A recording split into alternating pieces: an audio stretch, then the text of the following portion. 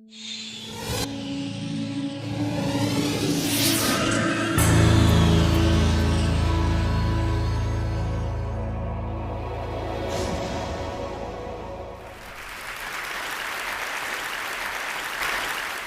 so I'd like to talk a little bit about the people who make the things we use every day, our shoes, our handbags, our computers, and cell phones.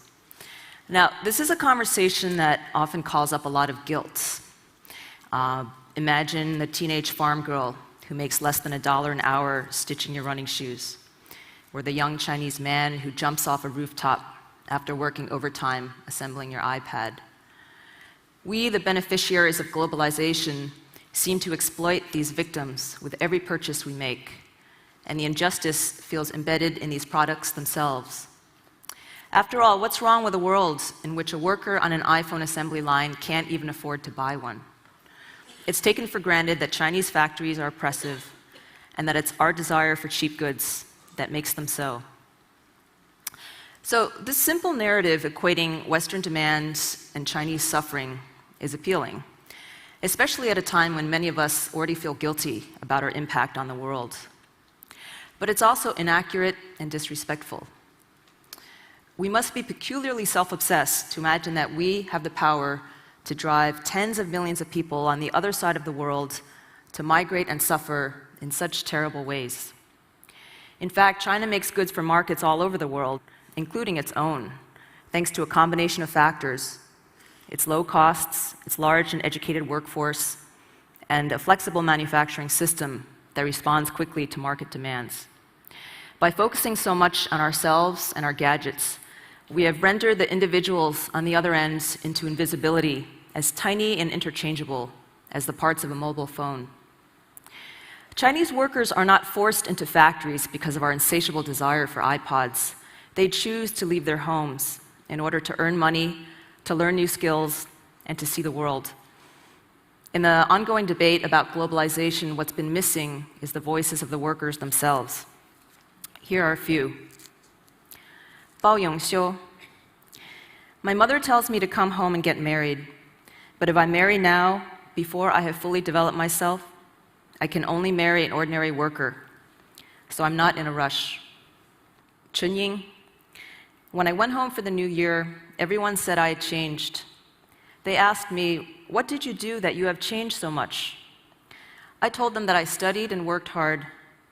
If you tell them more, they won't understand anyway. Wu Chunming. Even if I make a lot of money, it won't satisfy me. Just to make money is not enough meaning in life. Xiao Jin. Now, after I get off work, I study English, because in the future, our customers won't be only Chinese, so we must learn more languages.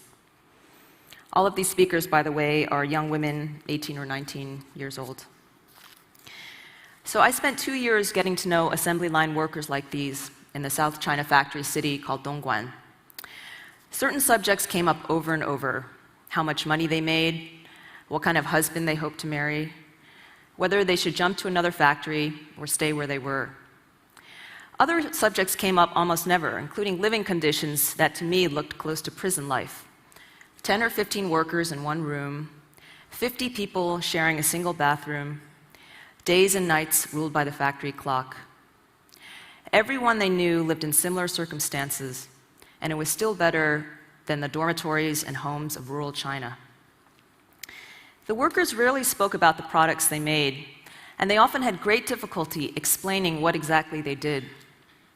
When I asked Lu Qinmin, the young woman I got to know best, what exactly she did on the factory floor, she said something to me in Chinese that sounded like "qiuxi." Only much later did I realize that she'd been saying QC, or quality control. She couldn't even tell me what she did on the factory floor. All she could do was parrot a garbled abbreviation in a language she didn't even understand. Karl Marx saw this as the tragedy of capitalism, the alienation of the worker from the product of his labor. Unlike, say, a traditional maker of shoes or cabinets, the worker in an industrial factory has no control, no pleasure, and no true satisfaction or understanding in her own work. But like so many theories that Marx arrived at sitting in the reading room of the British Museum, He got this one wrong. Just because a person spends her time making a piece of something does not mean that she becomes that, a piece of something. What she does with the money she earns, what she learns in that place, and how it changes her, these are the things that matter. What a factory makes is never the point, and the workers could not care less who buys their products. Journalistic coverage of Chinese factories, on the other hand, plays up this relationship between the workers and the products they make. Many articles calculate how long would it take for this worker to work in order to earn enough money to buy what he's making. For example, an entry-level line assembly line worker in China in an iPhone plant would have to shell out 2.5 months' wages for an iPhone. But how meaningful is this calculation really? For example, I recently wrote an article in the New Yorker magazine, but I can't afford to buy an ad in it.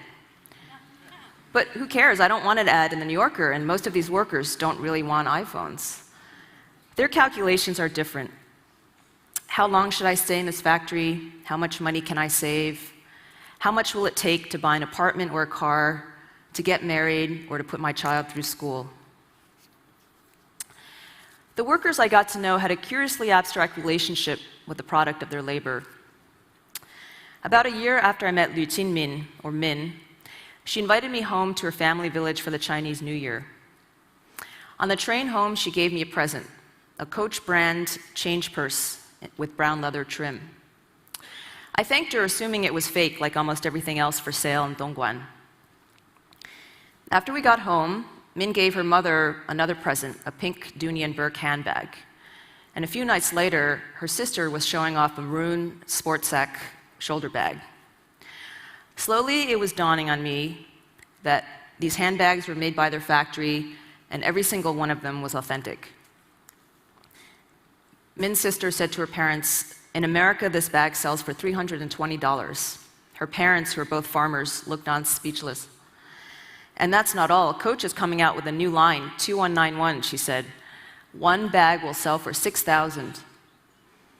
She paused and said, "I don't know if that's 6,000 yuan or 6,000 American dollars, but anyway, it's 6,000. Min's sister's boyfriend, who had traveled home with her for the New Year, said, "It doesn't look like it's worth that much." Min's sister turned to him and said, "Some people actually understand these things. You don't understand shit."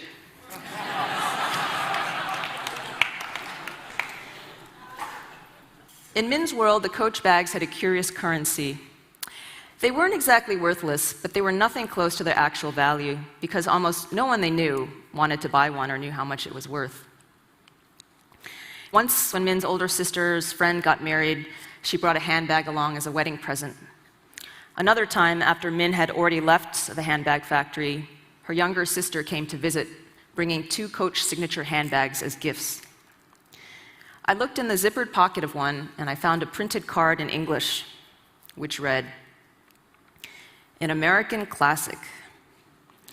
In 1941, the burnished patina of an all-American baseball glove inspired the founder of Coach to create a new collection of handbags from the same luxuriously soft, glove-tanned leather. 6 skilled leather workers crafted 12 signature handbags with perfect proportions and a timeless flair. They were fresh, functional, and women everywhere adored them. A new American classic was born." I wonder what Karl Marx would have made of Min and her sisters. Their relationship with the product of their labor was more complicated, surprising, and funny than he could have imagined. And yet, his view of the world persists in our tendency to see the workers as faceless masses, to imagine that we can know what they're really thinking. The first time I met Min, she had just turned 18 and quit her first job on the assembly line of an electronics factory. Over the next 2 years, I watched as she switched jobs 5 times, eventually landing a lucrative post in the purchasing department of a hardware factory. Later, she married a fellow migrant worker, moved with him to his village, gave birth to 2 daughters, and saved enough money to buy a second-hand Buick for herself and an apartment for her parents. She recently returned to Dongguan on her own to take a job in a factory that makes construction cranes, temporarily leaving her husband and children back in the village. In a recent email to me, she explained, "A person should have some ambition while she is young, so that in old age she can look back on her life and feel that it was not lived to no purpose." Across China, there are 150 million workers like her, 1/3 of them women, who have left their villages to work in the factories, the hotels, the restaurants, and the construction sites of the big cities. Together, they make up the largest migration in history. And it is globalization, this chain that begins in a Chinese farming village and ends with iPhones in our pockets and Nikes on our feet and Coach handbags on our arms, that has changed the way these millions of people work and marry and live and think. Very few of them would want to go back to the way things used to be. When I first went to Dongguan, I worried that it would be depressing to spend so much time with workers.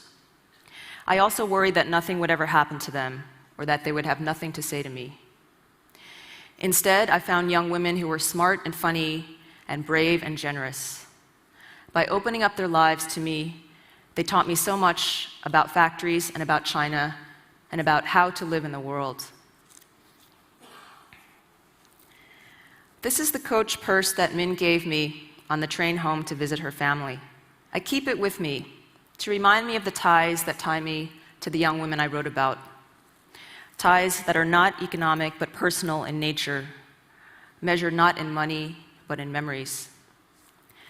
This purse is also a reminder that the things that you imagine sitting in your office or in the library are not how you find them when you actually go out into the world. Thank you.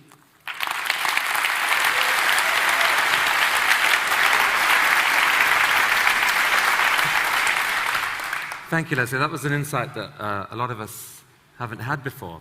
But I'm curious, if you had a minute, say, with Apple's head of manufacturing, what would you say? 1 minute. 1 minute.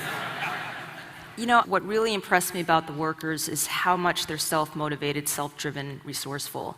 And the thing that struck me, what they want most is education to learn, because most of them come from very poor backgrounds. They usually left school when they were in 7th or 8th grade. Their parents are often illiterate. And then they come to the city and they, on their own, at night during the weekends, they'll take a computer class or they'll take an English class and learn really, really rudimentary things, you know, like how to type a document in Word or how to say really simple things in English. So if you really want to help these workers, start these small, very focused, very pragmatic classes in these schools. And what's going to happen is all your workers are going to move on. But hopefully they'll move on into higher jobs within Apple. And you can help their social mobility and their self-improvement. When you talk to workers, that's what they want. They do not say, I want better hot water in the showers, I want a nicer room, I want a TV set. I mean, it would be nice to have those things, but that's not why they're in the city, and that's not what they care about. Was there a sense from them of a narrative that things were kind of tough and bad, or was there a narrative of some kind of level of growth, that things over time were definitely. I mean, it was interesting because I spent basically 2 years hanging out in the city, Dongguan, and over that time you could see immense change in every person's life. Upward, downward, sideways, but generally upward. If you spend enough time, it's upward. And I met people who had moved to the city 10 years ago and who are now basically urban middle-class people. So the trajectory is definitely upward. It's just hard to see when you're suddenly sucked into the city. It looks like everyone's poor and desperate, but that's not really how it is. Certainly, the factory conditions are really tough, and it's nothing you or I would want to do. But from their perspective, where they're coming from is much worse, and where they're going is hopefully much better. And I just wanted to give that context of what's going on in their minds, not what necessarily is going on in yours. Thanks so much for your talk. Thank you very much, Leslie.